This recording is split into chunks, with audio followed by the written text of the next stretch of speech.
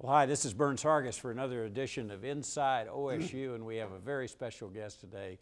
And as I said earlier this afternoon, a real hero of mine in the business world and otherwise, Jack Welch, the iconic chairman of GE for over 20 years, and I think really one of the greatest minds in business ever.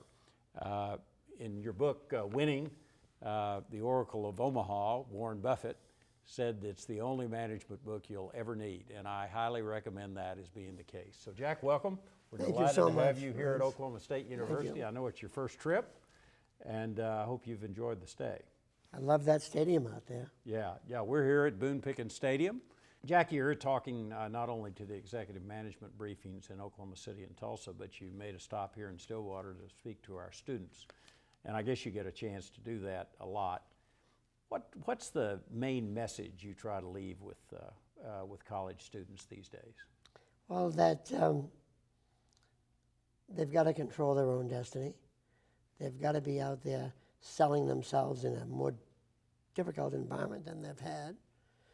There are all kinds of opportunities, either as entrepreneurs or in companies, but it's going to take a passion and a drive that second to nothing they've seen before. I tell students all the time, it's important to study hard, it's important to get your degree, but don't think you know where you're going to end up, and that your degree is necessarily the precursor to the kind of enterprise you'll be engaged in. And you're a good example of that because you have a PhD in chemical engineering, and yet you went into business. After chemical engineering, but look, Burns, we both know this ball bounces a lot of different ways. You were a lawyer, almost a politician. Not a very good one. A commentator, and now a university president. Life will take you many different ways as long as your eyes are open to learning and grabbing it. The person that sits there and tries to plot the career doesn't work. The idea of where you're going to go and what you ought to do is a critical point, and you basically talked is follow your passion. Absolutely. I mean, how do you figure out what your passion is? Well, you won't know it until you're into it. You'll know it once you get it. You'll know it. It won't be work anymore. If somebody asked me, what do you think Jack Welch's passion is? You know what I'd tell them? Right. People. Totally. And winning. Yeah. I love to win. Now, you use that term. That's interesting because most people would say he was a success in business or we were successful in that enterprise. You use the word win, which is always more associated with sports than it is business. But business is a game.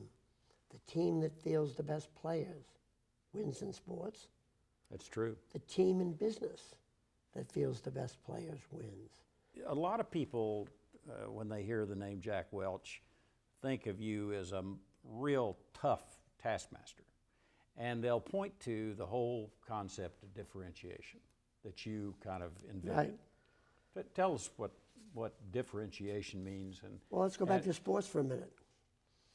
In a sports team, you've got the best players, the top 10, the top 15%. You've got a middle core that's critical, and you've got some people that don't play so well. The same thing's true in business. The problem in business is people never tell them that. They never tell them where they are.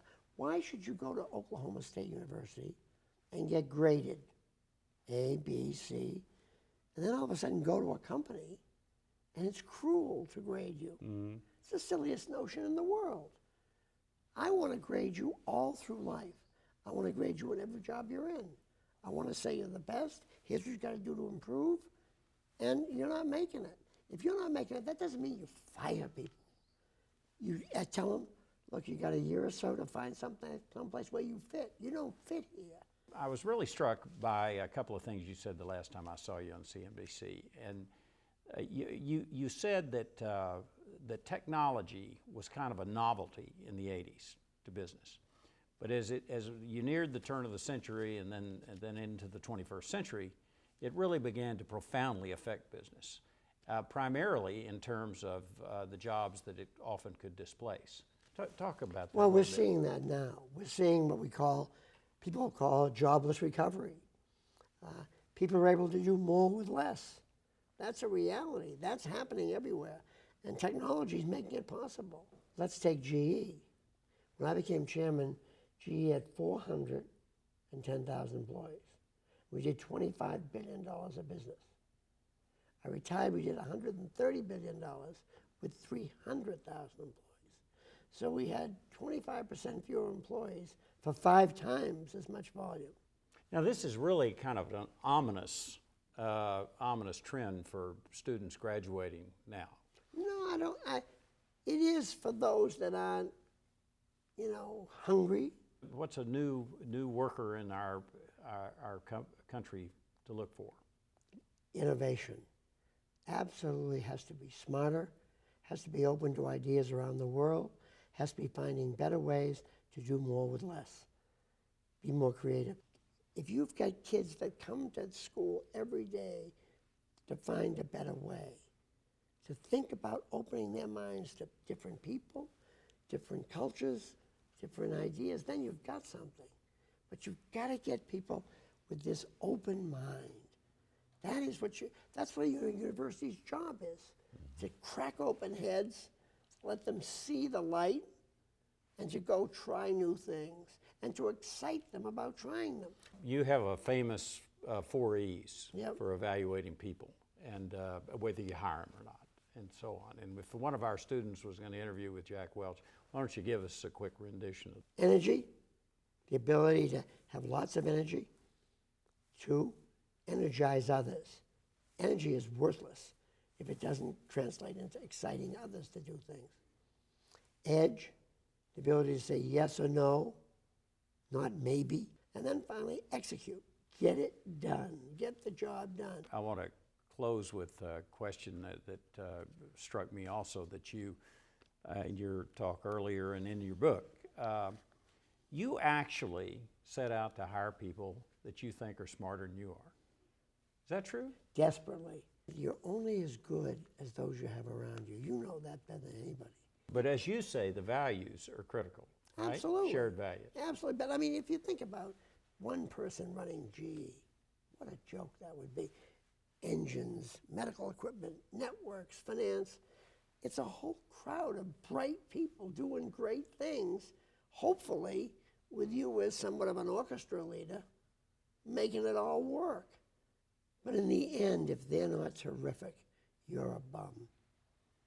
And on that point, I think we ought to shut her down. But somewhere out there, there's another Jack Welch. I hope right here in Oklahoma State University, who will do as well as you did and give half of it back to us. Thank you so much. Jack, thank you. Thank you so much. Tremendous having Thank you you here. so much, We really appreciate it. That's another edition of Inside OSU. We'll see you next time.